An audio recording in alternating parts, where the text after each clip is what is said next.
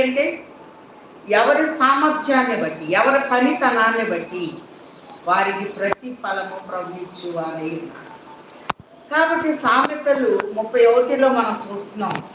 ఆమె పొలమును చూచి దాన్ని తీసుకొనును. ఆమె అనగా సంఘము, పొలము అనగా సంఘము. సంఘములో మనం ఎలా ఉండాలంటే మొదటిగా ధ్యానపరులుగా ఉండాలి. ఈ ధ్యానాన్ని ఏమన్నారంటే దైవ సన్నిధి అన్నారు. సన్నిధి అనగా సా ప్లస్ నిధి. ప్రభుతో సహవాసం చేసినప్పుడు ఒక నిధి అనేది మనకుంటుంది అని ప్రభు తెలియచేస్తూ ఉన్నారు. అబ్రహాము గారు ఏలియాజర్తో మొదటిగా ప్రమాణం చేయించాడు. తొడ క్రింద చేయి పెట్టించి ఆదికాండ 24:3లో 2 ప్రయాణం చేశారు వీరు. ఎక్కడి నుండి ఎక్కడికి ప్రయాణం చేశారు అనేది మనం చూచినట్లయితే వీరు నాహోరు పట్టణానికి మెస్పటోమియా నుంచి వచ్చి వేసినట్టు చూస్తున్నాం. మూడోదిగా బావి దగ్గర ప్రార్థన విన వెంటనే పరిచర్య అనేది కనపడుతుంది.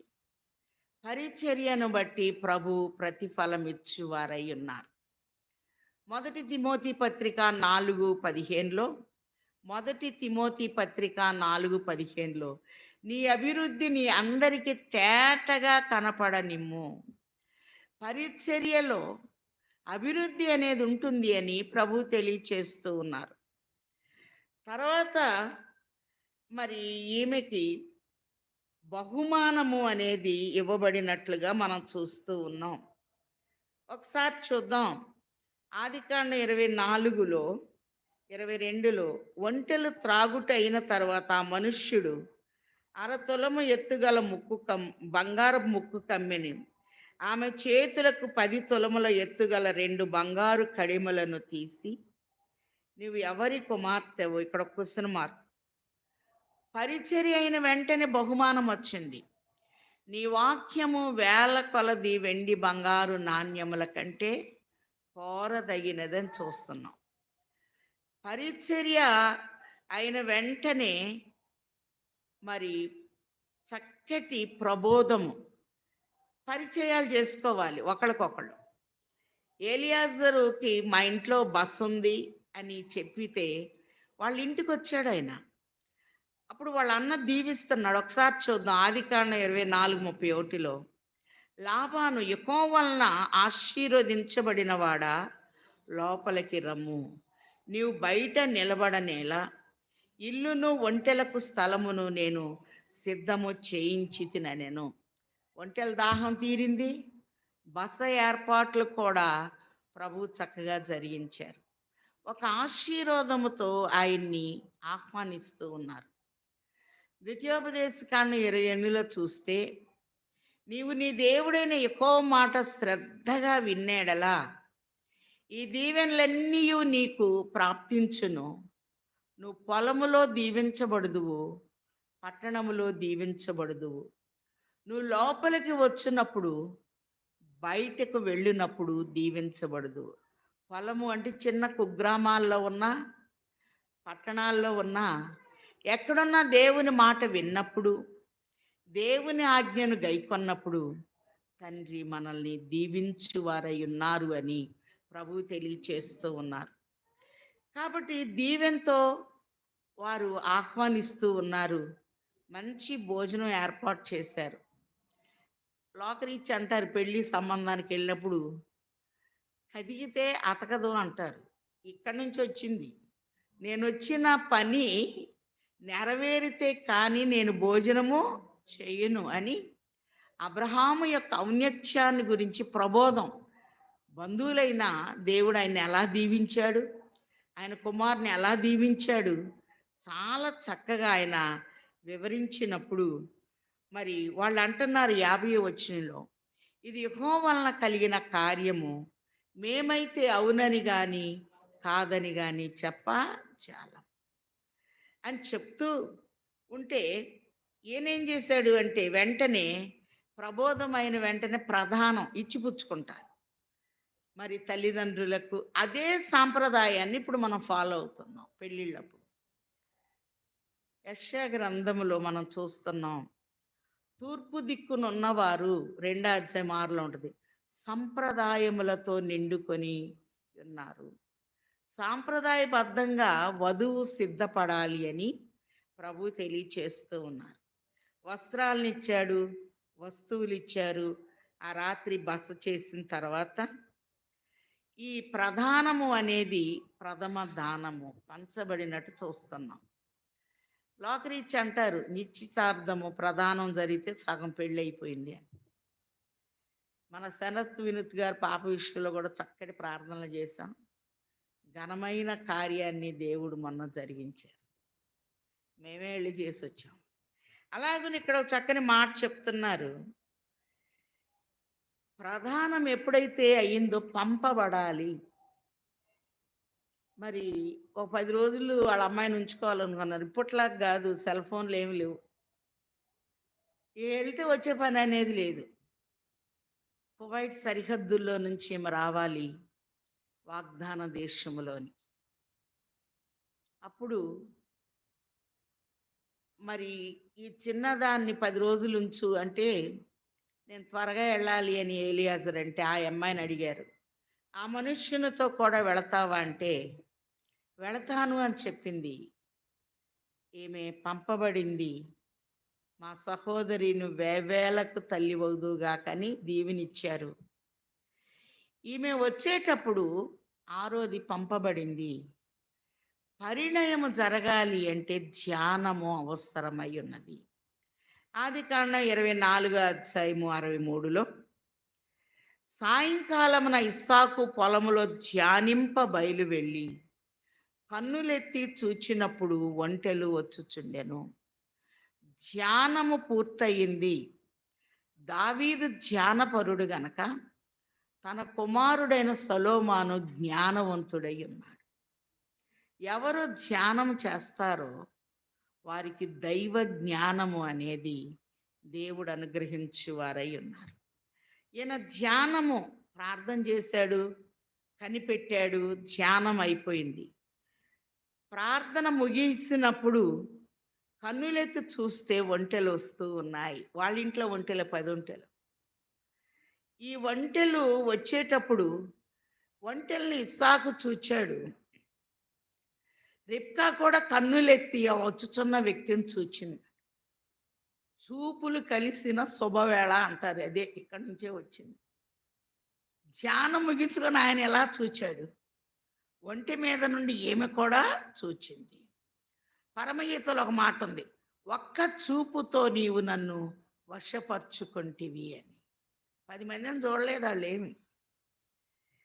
కాబట్టి మనలను ఎదుర్కొనుటకు పొలములో నడుచుచున్న ఈ మనుష్యుడెవరని దాసుని అడగగా, పెండ్లి కుమారుడు ఎంత పెద్ద కలెక్టర్ అయినా పెండ్లి కుమార్తె వచ్చేటప్పుడు పెండ్లి కుమారుడు లేచి నిలబడాలి. క్రైస్తవ వివాహంలో సంఘం అంతా నిలబడాలి. యాచకులైన వారు గబగబా గుమ్మం దగ్గరికి వెళ్ళి వధువును తీసుకొని రావాలి. కాబట్టి ఇక్కడ మనం చూస్తే ఎదుర్కొనుటకు ఇస్సాకు ధ్యానములో నుండి ఆమెను ఎదుర్కొనుటకు వస్తున్నాడట. ఏమో చూస్తమే ఆయన చూసింది. ఏమో అడుగుతుంది, మనల్ని ఎదుర్కొనుటకు పొలములో నడుచుచున్న ఈ మనుష్యుడెవరని దాసుని అడగగా అతడు నా యజమానుడని చెప్పెను. కాబట్టి వచ్చాయని ఎవరో కాదు, నా యజమానుడు. కనుక ఆమె ముసుగు వేసుకున్న ఒక గౌరవం. యజమాని అని చెప్పగానే ఆమెకు అర్థమైపోయింది ఆయన పెండ్లి కొడుకు అని. ముసుగు అనేది గౌరవార్థాన్ని చూపిస్తుంది, గౌరవించింది. ఫిలిప్పీ పత్రికలో మనం చూస్తాం, ఎఫెసీలకు రాసిన పత్రికలో మనం చూస్తే ఫిలిప్పీ పత్రిక 4:19లో కాగా నా దేవుడు యేసుక్రీస్తు నందు మహిమలో మీ ప్రతి అవసరము, వీరిని మహిమతో నింపేశారు దేవుడు. ప్రతి అవసరం ఇస్సాక్కి రిబ్కా అవసరమై ఉన్నది.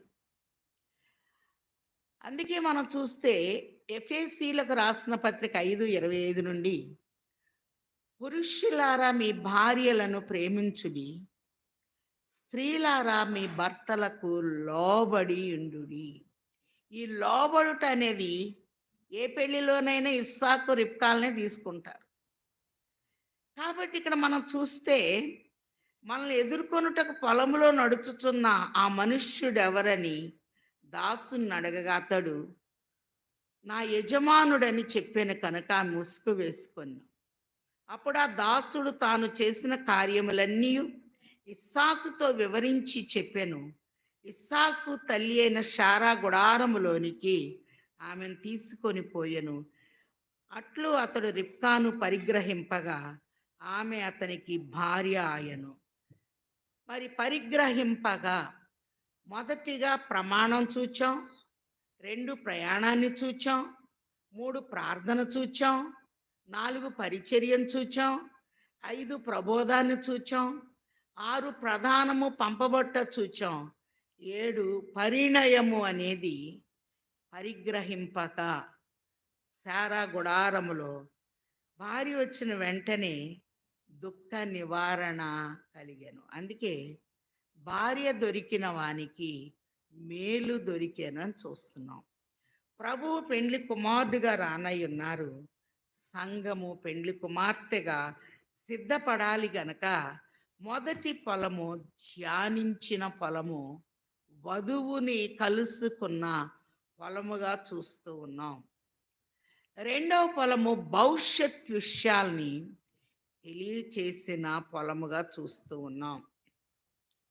ఆదికాండం 37:7 చూస్తే మరి యోసేపు అనుభవం ఏంటంటే కలలు కనేవాడట. కలల ద్వారా దేవుడు మనతో మాట్లాడువారై ఉన్నారు. ఈయన కల చెప్తూ ఉన్నాడు, పొలంలో ఉన్నప్పుడు నా పన లేచి నిలబడింది, 11 పనలు నా పనకి సాష్టాంగపడిని అని. అంటే భవిష్యత్ విషయాలను తెలియచేస్తున్నారు. ప్రభు దగ్గరికి వచ్చేటప్పుడు రేపటిని గూర్చి చింతించవద్దు, ఏ సమయానికి ఎలా దీవించాలో దేవుడు ఆ రీతిగా దీవించువారై ఉన్నారు. కాబట్టి ఒకసారి చూద్దాం. ఆదికాండం 37:5 చూస్తే యోసేపు ఒక కల కానీ తన సహోదరులతో అది తెలియజెప్పగా వారు అతని మీద మరీ పగబట్టిరి. అతడు వారిని చూచి నేను కనిన ఈ కలను మీరు దయచేసి వినుడి. అదేమనగా మనం చేనిలో పనలు కట్టుచుంటిమి, నా పన లేచి నిలుచుండగా మీ పనలు నా పనను చుట్టుకొని నా పనకు సాష్టాంగపడేనని చెప్పాను. అందుకు అతని సహోదరులు నీవు నిశ్చయముగా మమ్మల్ని ఏలేదవా, మా మీద నీవు అధికారి అగుదువా అని అతనితో చెప్పి అతని కలలను బట్టి అతని మాటలను బట్టి అతని మీద మరింత పగబట్టిరి. కాబట్టి ఇక్కడ మనం చూస్తే కల చెప్పాడు. సమయం వచ్చినప్పుడు యోసేపు వారికి పోషకుడు అయ్యాడు. ఒకసారి చూద్దాం. ఆదికాండం 45:2 ఆదికాండం 45:2 అతడు ఎలుగెత్తి ఏడవగా ఐగుప్తీయులు ఫరో ఇంటి వారును విరిని. అప్పుడు యోసేపు నేను యోసేపును, నా తండ్రి ఇంకా బ్రతికి ఉన్నాడా అని అడిగినప్పుడు అతని సహోదరులు అతని సముఖమందు తొందరపడి అతనికి ఉత్తరం ఇయ్యలేకపోయిరి. అంతటి యోసేపు నా దగ్గరకు రెండని తన సహోదరులతో చెప్పినప్పుడు వారు అతని దగ్గరకు వచ్చిరి. అప్పుడు అతడు ఐగుప్తునకు వెళ్ళునట్లు మీరు నన్ను అమ్మివేసిన మీ సహోదరైన యోసేపుని నేనే, అయినను నేను ఇక్కడికి వచ్చుటట్టు మీరు నన్ను అమ్మివేసినందుకు దుఃఖపడకుడి, అది మీకు సంతాపము పుట్టింపనీయకుడి. ప్రాణరక్షణ కొరకు దేవుడు మీకు ముందుగా నన్ను పంపెను. కాబట్టి ఇక్కడ మనం చూస్తే భవిష్యత్తు ముందు ముందు 7 సంవత్సరాలు సమృద్ధి అయిన పంట, 7 సంవత్సరాలు భయంకరమైన కరువు గనక దేవుడు ముందుగా నన్ను ఇక్కడికి పంపించాడు. కాబట్టి ఏ సమయంలో ఎలా పోషించాలో, ఏ సమయంలో ఎవరిని ఎక్కడ పెట్టాలో అనంత జ్ఞాని అయిన తండ్రికి బాగా తెలుసు. రెండో పొలము ఆదరించిన పొలము, భవిష్యత్ విషయాల్ని తెలియచేసిన పొలము. పొలము అనగా సంఘము. భవిష్యత్ విషయాల్ని బయలుపరుస్తారు ప్రభు. సంఘములోకి వచ్చిన మనల్ని ఒక తల్లిలాగా ఆదరిస్తాడు. యెషయా 66:13లో ఒకని తల్లి వానిని ఆదరించున్నట్లు నేను మిమ్ములను ఆదరించేదను. తండ్రి దగ్గరికి వస్తే ఆయన మనల్ని ఆదరిస్తాడు. మూడవ పొలమును మనం చూచినట్లయితే ఒకసారి చూద్దాం. లేవియా కాండము 23వ అధ్యాయము 23వ వచనంలో మనం చూస్తే, లేవియా కాండము 23:23లో ప్రభువు దీనుల విషయములో, దీనులైన వారు ధన్యులు అని తెలియచేసిన ప్రభు, విధవరాండ్ర విషయములో, తల్లిదండ్రులు లేని వారి విషయములో ఒక చక్కని దీవెనిస్తూ ఉన్నాడు. 23వ వచనం, మరియు యెహోవా మోషేకి ఇలాగ సెలవిచ్చెను, నీవు ఇశ్రాయేలీయులతో ఇట్లనుము, 7వ నెలలో మొదటి దినమున మీకు విశ్రాంతి దినము. అందులో జ్ఞాపకార్థ శృంగధ్వని వినపడినప్పుడు మీరు పరిశుద్ధ సంఘముగా కూడవలెను. అందులో మీరు జీవనోపాధి అయిన ఏ పనియు చేయుట మాని యెహోవాకు హోమము చేయవలెను అని ఒక హెచ్చరిక తెలియచేస్తూ, మరి 6 సంవత్సరాలు మీరు పంట పండించండి, 7వ సంవత్సరం పేదలకు వదిలిపెట్టండి. 49 సంవత్సరాలు మీరు పంట పండించుకోండి, 50వ సంవత్సరం సునాద సంవత్సరము విడిచిపెట్టండి అని ప్రభు తెలియచేస్తూ, లేవియా కాండము 25వ అధ్యాయములో చక్కగా తెలియచేస్తూ ఉన్నారు. 3వ వచనంలో, 6 సంవత్సరములు నీ చేను విత్తవలెను, 6 సంవత్సరములు నీ ఫలవృక్షముల తోటలను బంధించి దాని ఫలములను కూర్చుకొనవచ్చును. 7వ సంవత్సరమున భూమికి మహావిశ్రాంతి కాలము అనగా యెహోవా పేరట విశ్రాంతి సంవత్సరముగా ఉండవలెను. అందులో నీ చేను విత్తకూడదు, నీ ఫలవృక్షం తోటను శుద్ధిపరచకూడదు. ఇది పేదలకి, విధవరాళ్ళకి మరి వదిలిపెట్టాలి అని తెలియచేస్తూ, కాబట్టి దీనుల కొరకు పొలము అనేది ఇవ్వబడుతూ ఉంది. అలాగే ప్రభు పాద సన్నిధిలోనికి వచ్చినప్పుడు ఏ సమయములో భూమి దాని సంపూర్ణత, లోకము దాని నివాసులు యెహోవాయే అని మనం చూస్తూ ఉన్నాము గనక, ఏ టైంలో ఏమి ఇవ్వాలో తండ్రి అనుగ్రహించు వారై ఉన్నారు అని ప్రభు తెలియచేస్తూ ఉన్నారు. మనం పొలంలో పంట వేస్తే ఆ పంట ఇస్సాకు విత్తనము వేయగా 100 ఫలము పొందెను అనే మాటను చూస్తూ ఉన్నాం. దేవుని పేరట ప్రార్థన చేసి మనం పని మొదలు పెడితే ఆ పొలము ఎలా ఫలిస్తుందో చూపిస్తున్నాడు. ఒకసారి చూద్దాం. ద్వితీయోపదేశ కాండము 32వ అధ్యాయము 12వ వచనంలో గనక మనం చూస్తే, ద్వితీయోపదేశ కాండము 32వ అధ్యాయము 12వ వచనంలో మరి ప్రభు అన్నారు, యెహోవా మాత్రము వాణ్ణి నడిపించెను అని చెప్తూ 13వ వచనంలో, భూమి యొక్క ఉన్నత స్థలముల మీద వాణ్ణి ఎక్కించెదను, పొలముల పంట వానికి తినిపించెదను. ఒక పంట, ఒక నెరవేర్పు. అలాగనే సంఘములోనికి వచ్చిన మనకి ఒక నెరవేర్పు. ఏ అంశాలైతే మనం ప్రార్థన చేస్తామో అంశాలకి నెరవేర్పిస్తారు. అందుకే 126వ కీర్తనలో, కన్నీటితో విత్తువాడు సంతోషగానము చేయుచు పనలు మోసుకొని ఒత్తురు అనే మాట చూస్తూ ఉన్నాం. రూతమ్మ పొలంలోకి వెళ్ళినప్పుడు బహుమానం అనేది ఇవ్వబడింది. బోయజ్ అంటున్నాడు, రూతు గ్రంథం 2:12లో, రూతు గ్రంథం 2:12లో, ఆ పొలంలో పరిగెడుతూ ఉంటే యెహోవా రెక్కల క్రింద నీకు సంపూర్ణమైన బహుమానము కలుగును. రూతమ్మ ఎక్కడైతే పరిగెరిందో అక్కడే మంద కాపురులకు దూత కనపడి, ప్రజలందరికీ కలుగబోవు మహా సంతోషకరమైన సువర్తమానము నేను మీకు తెలియచేయుచున్నాను, దావీదు పట్టణమందు నేడు రక్షకుడు మీ కొరకు పుట్టి ఉన్నాడు. ఈ మాట ఎక్కడ చెప్పింది? గుళ్ళో చెప్పింది. ఆ దూత పొలంలో చెప్పింది. కాబట్టి ఆ పొలంలో దూత చెప్పక మునిపే బోయజ్ ఏమన్నాడు? యెహోవా రెక్కల క్రింద నీకు సంపూర్ణమైన బహుమానము కలుగును. రెక్కలు అనగా ఆయన హస్తము.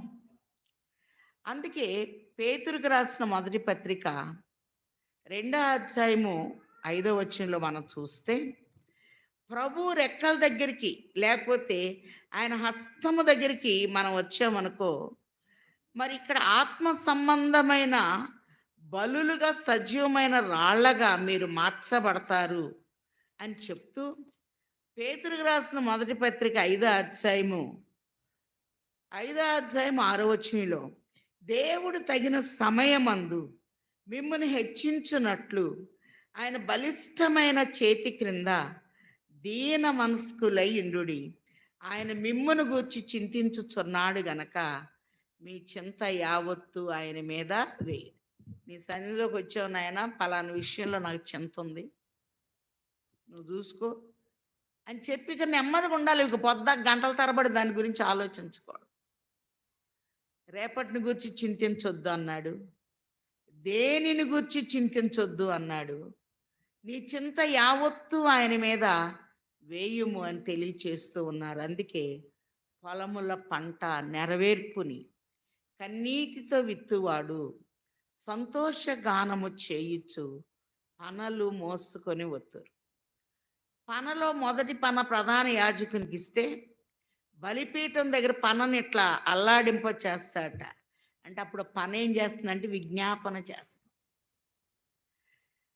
కాబట్టి యోసేపు చెప్తున్నాడు, నా పన లేచి నిలబడింది, మీ పనలు సాష్టాంగ నమస్కారం చేసినాయి. అంటే నువ్వు మమ్మల్ని ఏళ్తావా అన్నారు, అమ్మేశారు, గోతులు వేశారు, వస్త్రం లాగేశారు, గొర్రె పిల్లలు రక్తంలో ముంచారు, ఇది నీ కొడుకుతో కాదు గుర్తుపట్టి ఎన్నో వాళ్ళు చేయాల్సిన ప్లాన్స్ అన్నీ చేశారు.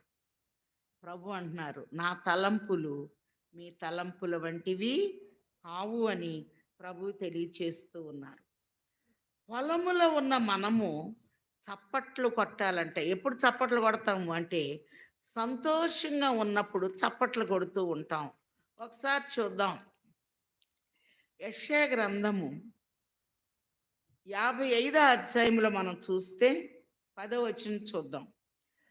వర్షమును హిమమును ఆకాశము నుండి వచ్చి అక్కడికి మరలక ఎలాగూ భూమిని తడిపి విత్తువానికి విత్తనమును భుజించువానికి ఆహారమును కలుగునట్లు అది చిగుర్చి వర్ధిల్ల చేయునో, అలాగే నా నోటి నుండి వచ్చు వచనము ఉండును.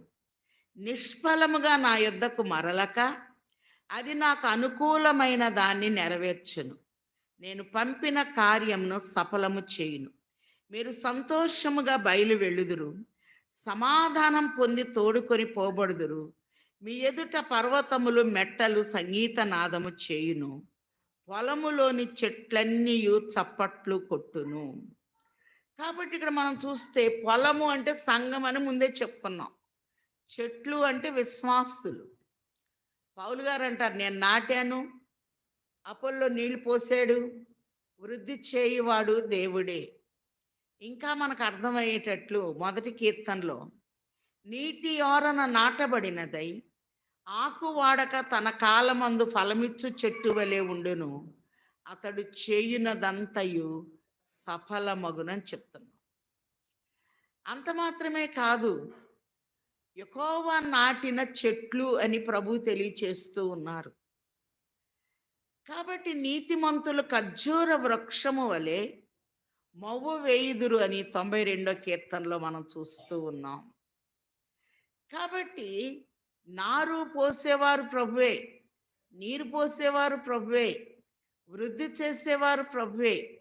యెషయా గ్రంథములు అంటాడు, యోధా వంశము క్రిందికి వేరు తన్ని మీదికి ఎదిగి ఫలించును అని. పొలములోని చెట్లన్నీ చప్పట్లు కొట్టును. చెట్లు అనగా విశ్వాసులు. అందుకే 52వ కీర్తన 8వ వచనంలో, మరి దేవుని మందిరములో నేను పచ్చని ఒలీవ చెట్టు వలె ఉన్నాను అనే మాట చూస్తున్నాం. 128 కీర్తనలో మనం చూస్తే, నీ భోజన బల్ల చుట్టూ నీ పిల్లలు ఒలీవ మొక్కల వలె ఉందురు అనే మాటను మనం చూస్తూ ఉన్నాం. పొలములోని చెట్లన్నీ చప్పట్లు కొట్టినట్టు చూస్తూ ఉన్నాం. రాకడను కూడా పొలములోనే చూపించారు. మత్తయి సువార్త 24 అధ్యాయము 15, 18 వరకు మనం చూస్తే, 15 నుండి ప్రభు చెప్తున్నారు, పొలములో ఇద్దరుంటారు, ఒకరు ఎత్తబడతారు, ఒకరు విడిచిపెట్టబడతారు. అలాగే ఇద్దరు ఒక మంచం మీద పండుకొని ఉంటారు, ఒకరు ఎత్తబడతారు, ఒకరు విడిచిపెట్టబడతారు. అలాగనే మరి ఇద్దరు కలిసి తిరగలి విసురుతూ ఉంటారు, ఒకరు ఎత్తబడతారు, ఒకరు విడిచిపెట్టబడతారు అనే మాట మనం చూస్తూ ఉన్నాం. ఇది రాకడకు సంకేతము.